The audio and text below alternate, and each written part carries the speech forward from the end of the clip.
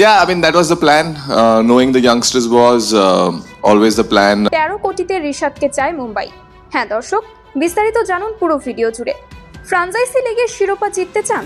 তাহলে এখনই যোগাযোগ করুন রিশাদ হোসেনের এজেন্টের সঙ্গে, কারণ সাম্প্রতিক পরিসংখ্যান বলছে যে দলেই রিশাদ সেখানেই ট্রফি। মাত্র 2 বছরের আন্তর্জাতিক অভিজ্ঞতা, তবে টি-20 ফ্রাঞ্চাইজি ক্রিকেটে রিশাদ হোসেন এখন এক অনন্য নাম।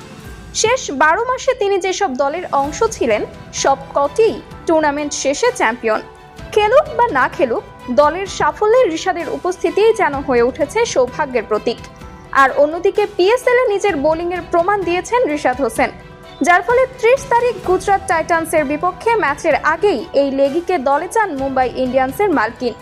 ইতোমধ্যেই বিসিবি ফারুক আহমেদের সঙ্গে এ বিষয় নিয়ে কথাও বলেন তারা। সবকিছু ঠিকঠাক থাকলে প্রথমবারের মতো গুজরাট টাইটান্সের বিপক্ষে দেখা যাবে এই ভাগ্যবান খেলোয়াড়কে। তো দর্শক, পিএসএল এর পর এবার আইপিএল এ নিজেকে প্রমাণ করতে পারবে তো রিশাদ? কি মনে হয় আপনাদের? তা অবশ্যই জানিয়ে দিবেন আমাদের কমেন্ট বক্সে।